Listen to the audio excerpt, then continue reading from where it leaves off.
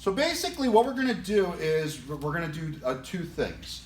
We're going to actually evaluate the mouth, and then we're going to look a little bit more posterior and evaluate some of the throat structures.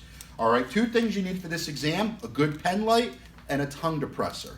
Notice when I open up the tongue depressor, my hands are not touching the actual wooden piece. We do want to keep it sterile, as this is going to enter into his oral cavity.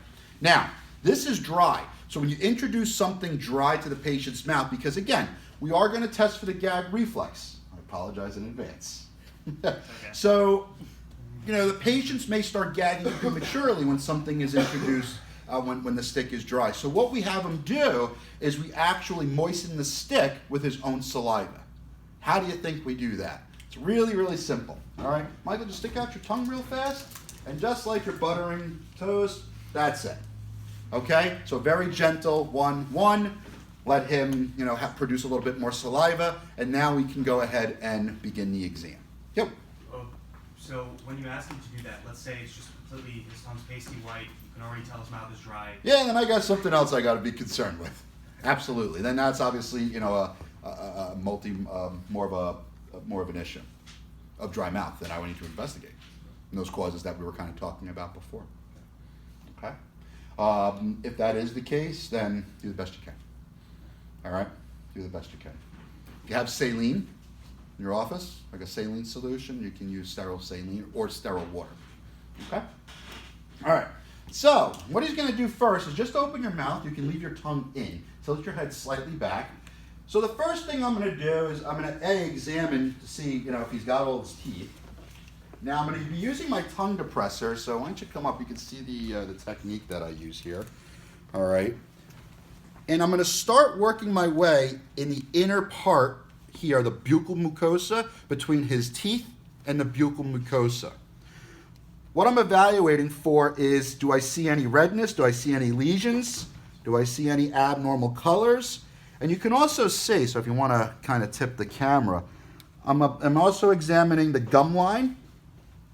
So I start posterior. And you can see, look how I twist. I twist it. So I use this kind of a twisting motion to examine the upper lip, because you just don't want to slide it, all right, because it may be a little bit more uncomfortable. Now, what's that piece of tissue here in the inner part of the lip called? That kind of, the frenulum, right? So you have two frenulum, all right? So you have you have the frenulum in the lip, and then where else do you have one? On the tongue, exactly. So again, you can kind of see, so tilt your head back, open up your mouth. So again, I start with the buccal mucosa. And you'll see Dr. Sherman's notes. He goes in a little different order, but again, you can see how I kind of rotate the stick. And if it slides out, that's fine. I examine the gum line. I look at its frenulum. All right, I like to switch hands. I'll do the other side on the upper part. Open up nice and wide. You can also see the parotid duct. Does anybody remember where the parotid duct is? Is it in the upper or lower portion? Upper. Where? Where's the parotid gland? Where's the parotid duct? Yeah, what's another name for it? Stenson's duct, okay? So you want to see, is there inflammation? Is it clogged? Is it producing saliva? It should. Where else? You have where else is saliva produced? Sublingual, very good. Yeah, sublingual, very good. Okay, so you want to be able to evaluate both the parotid ducts and the sublingual ducts, okay? Okay, so open up your mouth one more time. I can apologize. So again, using this kind of rotating technique, that's how I do it. And I would do the same exact thing on the bottom, okay, for the bottom row. Now, you just under the tongue there, just slightly lifting it up? I haven't gotten to the tongue yet. I'm just doing it more in the lip. Okay. Yeah, I'm pulling the lip away a little bit, and then I'm kind of rotating it so I can see behind the lip and then the actual gum line itself. All right, is there any canker sores? Is there any abnormal lesions? All right, we'll kind of get into a little bit more about that if we have some time. All right, so like I said, in the interest of time, just imagine that I would have done that bilaterally. Now, what I can do is I can go ahead and have him open up his mouth. Okay, stick out your tongue. Okay, tilt your head back, and I'm going to depress the tongue. So in order to do that, I'm going to get a little bit more. Quite frankly, you can actually take this off. I don't even know why I left that on. Apologize. Okay. Yep, so I'm evaluating the tongue. Now stick your tongue all the way out for me. And also real quick, what I'm doing is as I depress the tongue, I can get a better look into the deeper posterior structures. Really what I'm looking for is his tonsils. I'm looking for, the posterior glands. Are they red? What would happen if you saw kind of, white, pasty, kind of matrix formation? Worried about some kind of an infection, right? It's called, does anybody know what that word is called? An exudate, right? So white exudates is something you'll see commonly referred to basically patients that have either kind of strep throat or some type of an acute infection, okay? So be on the lookout for exudates. Also what you want to evaluate for is halitosis. What's halitosis? Anybody ever heard that term, halitosis? Bad breath, right? So halitosis with red tonsils, with exudates, I'm concerned that there's a probably bacterial infection. So he needs to go get that checked out, okay? Now, luckily, everything there looks good. Now, he'll go ahead and open up his mouth again. And again, I'm stopping back and forth. And that's something you want to do because, especially as you guys are learning in the beginning, patients may not want to have a stick in their mouth for about 2 minutes. So 15, 20 seconds, take it out, let them get some saliva, and then go back in. All right, so you see how I kind of been taking some breaks. Obviously, the breaks don't have to be as long as I'm taking, but you do want to periodically take some breaks so that way the patient's comfortable and to make sure that they don't get a dry mouth so they start prematurely coughing or gagging on you, okay? So again, open up the mouth here. And one of the things I want to do is I want to evaluate the hard and the soft palate.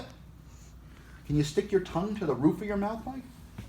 Go ahead, open up your mouth nice and wide. Good. You evaluate the frenulum. You can see the vessels pretty nicely there. Okay, good. Any questions so far? There's some cool tests we can do now. There's 3 cranial nerves that we can check just by doing this. Okay?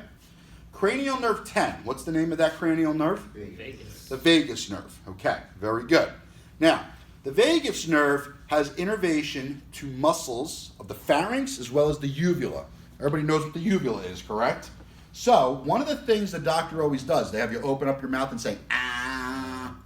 Once you start getting good at this examination, when they say ah, you can actually evaluate the uvula. At the same time, you're evaluating the tonsils and evaluating for any exudates. In the beginning, do them separately because I don't want you to lose the attention on the posterior throat structures and the uvula, okay? So, he opens up his mouth, I depress his tongue, say ah, and his uvula just pulls straight up superiorward, which is normal. But what happens if you see the uvula actually deviate? That's a problem. That could be a potential cranial nerve 10 lesion, okay? Now, you're going to find in your notes, depending on where it deviates, it could cue you into the side of the lesion. So, like I said, the muscles that are responsible for taking the uvula and pulling it up are innervated by the vagus nerve. So if you have a right-sided lesion, which way do you think the uvula is going to deviate? Is it going to deviate to the left? Or is it going to deviate to the right? So we got some rights, we got some lefts. So think about it, right?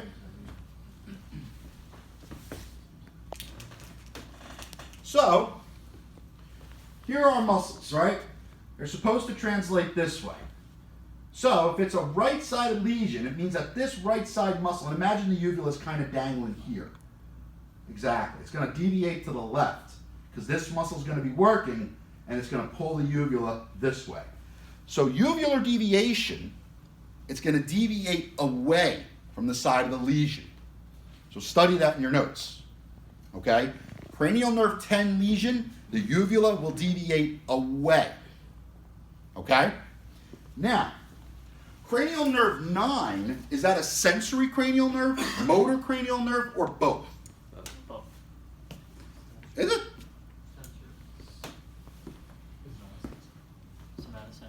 It's a sensory. Special sensory. Special senses. Does anybody remember specifically what senses? Taste. First of all, what's the name of it?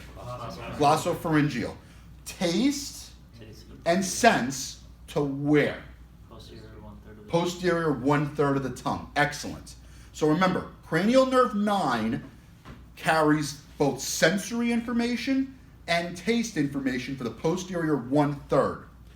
What about the anterior 2/3? Is that by one cranial nerve or two? Two. So facial nerve, cranial nerve 7 transmits what information? Taste or sensory or both? Sensory. Taste.